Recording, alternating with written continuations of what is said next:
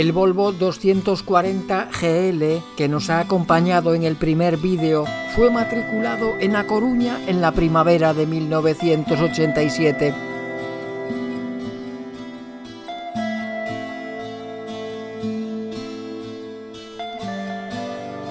Como ya vimos, la serie 200 fue casi 3 veces millonaria y aunque se vio por nuestras carreteras, nunca fue un habitual de ellas. En ese año 87, según la publicación Autocatálogo, se comercializaron en España tan solo 200 ejemplares del 240. Las ventas fueron mejores unas temporadas atrás, llegando a entregarse unas 500 unidades anuales.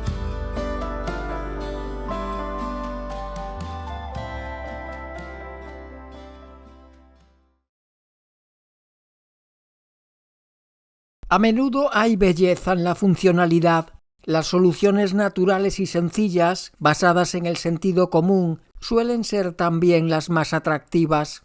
Era lo que argumentaba Jan Vilsgaard, el hombre que había detrás de las formas de la serie 200 y el responsable de diseño de Volvo durante nada menos que 40 años. Y es que sus líneas angulosas, que permanecieron cerca de 2 décadas sin apenas cambios, no están faltas de encanto. Tan angulosas que el coeficiente aerodinámico, que no se confiesa, probablemente ronde el 0,45. Al medir su longitud, la cinta métrica se frena en 4,80 metros, incluyendo los imponentes parachoques montados sobre amortiguadores telescópicos.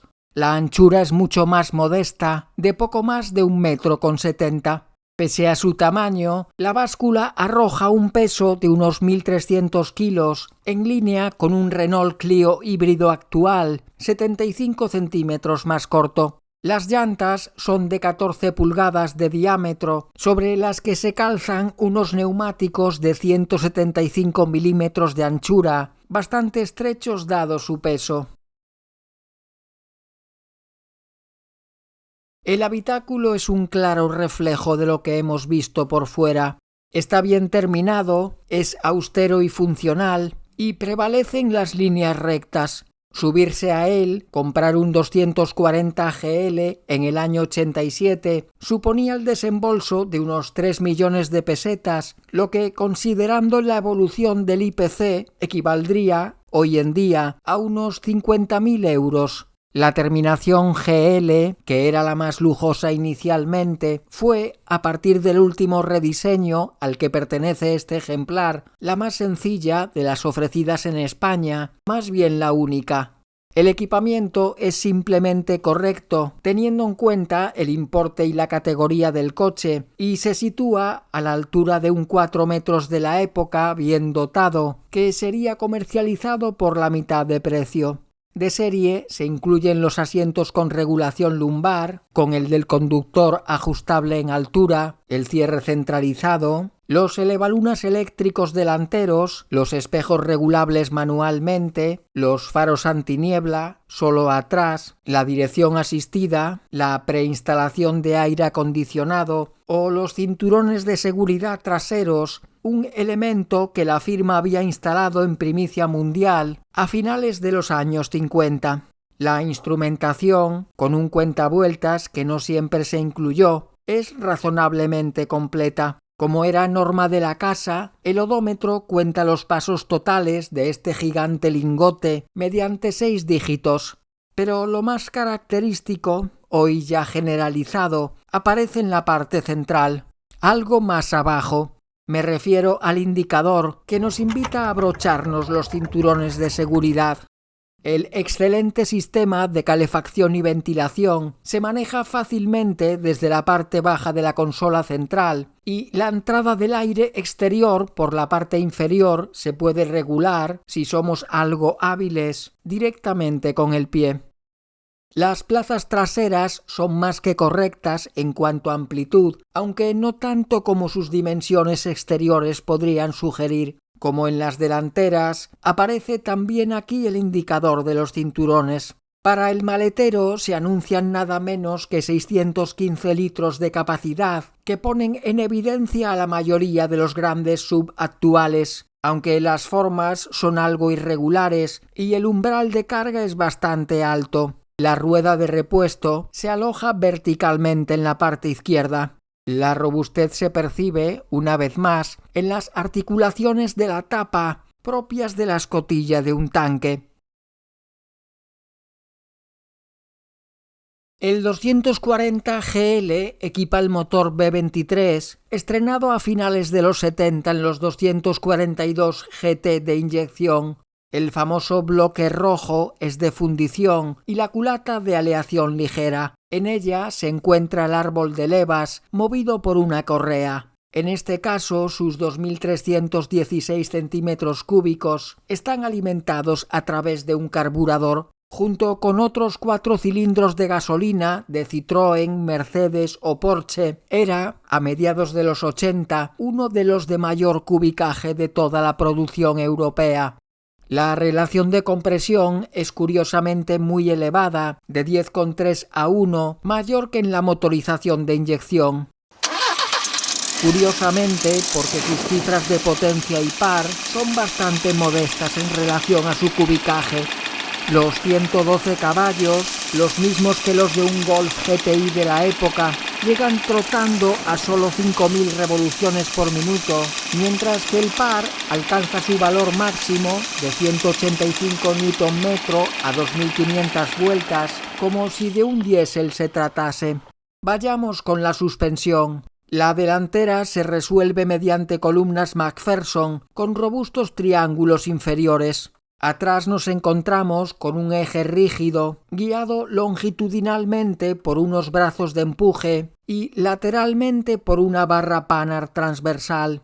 También se emplea, en este caso, una barra estabilizadora. Como en todos los miembros de esta familia, los frenos son de disco a las 4 ruedas y están asistidos por un potente servo. El doble circuito triangular, que conecta 2 ruedas delanteras y una trasera, permite que en caso de que un circuito sufra un problema, el vehículo se pueda detener con el 80% de la potencia total de frenado. Eran un elemento clave de lo que Volvo denominaba seguridad dinámica, que no era otra cosa que lo que conocemos universalmente como seguridad activa. El otro puntal en el que se apoyaba la seguridad dinámica era la dirección de cremallera, asistida en esta terminación, que requiere 3 vueltas y media de volante entre topes. El diámetro de giro es muy reducido dada su longitud, 9,8 metros entre bordillos, un valor que se repetía insistentemente como una de las características más destacadas del coche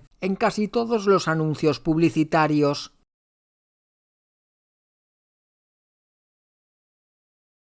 Fueron muy pocas las revistas del motor que se ocuparon de los Volvo 240 a partir de mediados de los 80, por lo que las pruebas son muy escasas. Los belgas de Le Moniteur del automóvil ensayaban a principios del 84 un GL correspondiente con el rediseño anterior al de nuestro protagonista.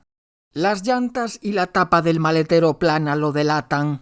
Transcurridos 10 años de su lanzamiento, el coche no puede ocultar ciertas arrugas en cuanto a eficiencia. Al elástico motor no le gustan las revoluciones excesivamente altas y las prestaciones, aunque destacadas, son simplemente respetables. El nórdico acelera de 0 a 100 en casi 14 segundos y la velocidad máxima, que supera por la mínima los 170, se alcanza en cuarta y no en quinta, relación ideal para llanear, pero con la que es muy difícil sobrepasar los 160. Ofrece un gran silencio de marcha, pero el consumo de gasolina es demasiado alto tan pronto como se llama a la caballería. En la prueba se obtiene un valor medio de casi 14 litros a los 100 y circular a 120 de crucero supone unos 10 litros. Los frenos son potentes, progresivos y resistentes al calor, y la dirección, ligera y precisa, hace que su conducción sea un juego de niños. El eje rígido, aunque bien guiado, es probablemente su punto débil. Se siente demasiado el desnivel del terreno, perjudicando el confort, son necesarias múltiples correcciones al volante y a veces falta tracción. Dada su clientela poco propensa a la deportividad, se ha buscado deliberadamente un comportamiento subvirador que evite cualquier posible contravolante que algunos incluso exigirían en un BMW, por ejemplo. Por último, el equipamiento en este caso es muy reducido, ya que no se incluyen sin coste el cuentavueltas o el tapón del depósito de combustible con cerradura, poco más que una scooter. Tampoco resulta fácil encontrar una comparativa en la que aparezca el 240, y menos que ésta sea de las últimas versiones GL. No hay problema. Bastará con viajar al verano de 1980, cuando la revista L'Auto Journal publicaba un magnífico enfrentamiento con 12 berlinas del segmento medio-alto, pertenecientes a la categoría de los 2 litros de cilindrada. A diferencia de lo que ocurre ahora, estos coches familiares son muy diversos. Los hay con carrocerías de 2 y 3 cuerpos, con tracción delantera o propulsión, con suspensiones metálicas o de esas raritas, alimentados mediante carburación o inyección, con cajas de cambio de 4 o 5 velocidades y con bloques de 4, 5 o 6 cilindros. Y todos fabricados en la vieja Europa. La comparativa se reproducía también meses después en Autopista, que llevaba a su portada a los 4 alemanes, a los 4 franceses, a los 2 italianos, al británico y al escandinavo. Las grandes ausencias son el Mercedes W123, toda una referencia en su clase, y el más reciente Saab 900, que, como el Volvo, representaba también al pabellón sueco. Veamos, uno por uno, ¿cuáles eran sus principales argumentos? El veterano Alfa Romeo Alfetta sobresale por su brillante motor de 130 caballos, un todo aluminio con doble árbol y 2 carburadores dobles, asistido por un cambio de 5 marchas situado en el eje propulsor trasero. Es uno de los rivales con un temperamento más deportivo. Su habitabilidad es algo reducida, el consumo de combustible más alto de lo deseado y la estabilidad, aunque buena, requiere cierto periodo de adaptación. La segunda generación del Audi 100 estrenaba el primer motor de gasolina con 5 cilindros de la producción mundial, alimentado en este caso por inyección. Con 136 caballos, este tracción delantera es el más potente del grupo, pero está asociado a una caja de 4 velocidades. Es muy habitable y su acabado impecable. Su principal defecto, precio aparte, es que las suspensiones, con un eje torsional atrás, son demasiado secas. BMW, que por tamaño debería haber concurrido con un Serie 5, se presenta con un 320, dotado ya del bloque de 6 cilindros, carburación, 122 caballos y una quinta marcha opcional. El E21, en clave interna, es el único 2 puertas y su mayor ligereza lo convierte en el más dinámico, tanto por comportamiento como por prestaciones. A mejorar el confort, debido a unos asientos duros, el espacio interior y el consumo. El Citroën CX es un gran rutero excepcionalmente seguro, agradable de conducir y cómodo, porque la suspensión hidroneumática proporciona un confort envidiable a sus pasajeros. En el caso del acabado Athena, con 5 velocidades, su moderno y eficiente motor de aluminio se alía con una lograda aerodinámica, haciendo que sea la berlina que menos consume de la comparativa. El Ford Granada está destinado a los conductores más tranquilos, dada su comodidad y su acogedor interior. También por el escaso genio de sus 99 caballos, un 4 cilindros más propio de su hermano menor, el Taunus. Al menos la reducida caballería consigue unos consumos agradablemente sorprendentes y no ponen aprietos al bastidor, que goza de un comportamiento muy bueno. En definitiva, es un coche que tiene tan pocas virtudes sobresalientes como defectos importantes. El Lancia Beta brilla en prestaciones, comportamiento y confort. Está equipado con el clásico motor bialbero tan querido por Fiat, en este caso con un carburador, 115 caballos y 5 marchas. Bastante sediento, por cierto. Es fácil de conducir, aunque notablemente subvirador para los más entusiastas del volante. Su psicodélico cuadro de mandos sigue sorprendiendo a día de hoy. El Leyland Princess es el gran desconocido del encuentro, al menos en nuestro país. Con 93 caballos repartidos en 4 marchas, el británico es el menos potente y el único que no alcanza los 160, con mucho ruido y con unos consumos algo elevados que podrían, en parte, compensar la tarifa más reducida. Es práctico gracias al portón trasero y como derivado lejano del Mini, su habitabilidad se encuentra entre las mejores. Pero la suspensión Hydragas no llega a ofrecer el confort de los CX. El Opel Rekord es el más clásico técnicamente de la docena, más incluso que el Volvo. El motor de carburación es todo de fundición, monta un puente rígido atrás y un cambio de 4 marchas. A su favor juega una carrocería bien resuelta y unos consumos razonables como el precio de compra. A falta de una, y dado que la revista es francesa, Peugeot acude a la cita con 2 versiones de su novísimo 505, un sedán elegante, amplio y confortable. El más potente es el STI de 110 caballos e inyección, que proporciona unas prestaciones bastante satisfactorias en relación a los consumos obtenidos. El GR es más modesto, ya que su equipamiento es reducido, su caja de cambios de 4 velocidades, su dirección sin asistencia y sus frenos traseros de tambor. El fiable motor de varillas de los 504 sigue proporcionando, con 96 caballos, unas prestaciones muy honestas, aunque, como es lógico, los consumos se resienten al recurrirse a un carburador. El Renault 20 TS es un práctico 5 puertas, bien equipado, amplio y con un comportamiento noble. Monta el motor Dubrin compartido con el CX y el 505 más potente, y en este caso, como en el primero, se recurre a un carburador. Ello no impide que después del CX sea el más parco en consumos, tanto en autopista como en carretera. Tras conocer a buena parte de su competencia, volvemos a encontrarnos con el Volvo. Se trata de un 244 GLE con un motor de algo más de 2.100 centímetros cúbicos, inyección y 123 caballos que llegan al asfalto a través de una caja de 4 velocidades con overdrive en la cuarta. A pesar de ser el más pesado, el sueco no es desagradable de conducir, al menos sobre suelo seco, porque la adherencia de las ruedas traseras es una de las más mediocres. Junto con el Audi es el más caro, en parte porque ofrece de serie lo que en la mayoría es opcional, como los asientos de cuero, con el del conductor calefactado, o los espejos retrovisores eléctricos. El mejor existe, pero ¿cuál es?, se pregunta finalmente la revista. Además de las cifras y de las apreciaciones de los probadores, en la elección de nuestro campeón influyen otros criterios subjetivos como la estética, la afinidad hacia una marca o cuestiones más difíciles de evaluar como la fiabilidad o la seguridad pasiva.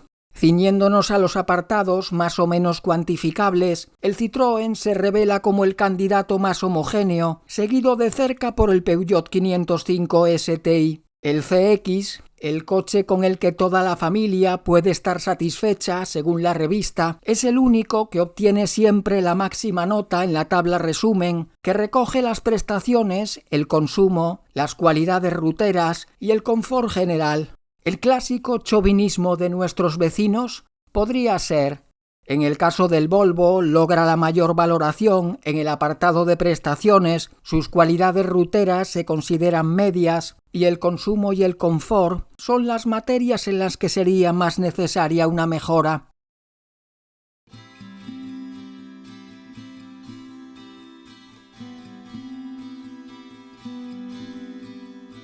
Ha transcurrido medio siglo del nacimiento de un mito.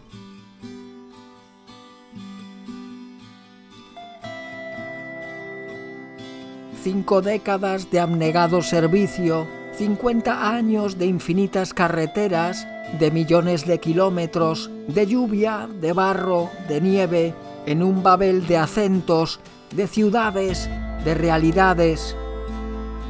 Algunos, al pensar en su fabricante, seguimos evocando este sarcófago de metal, tan sólido como entrañable. ¿Será que somos mayores? Pero un mito no se forja de un día para otro. En un presente en el filo del vacío, en el que el mañana es cada vez más incierto, el de Gotemburgo nos da una lección de sostenibilidad.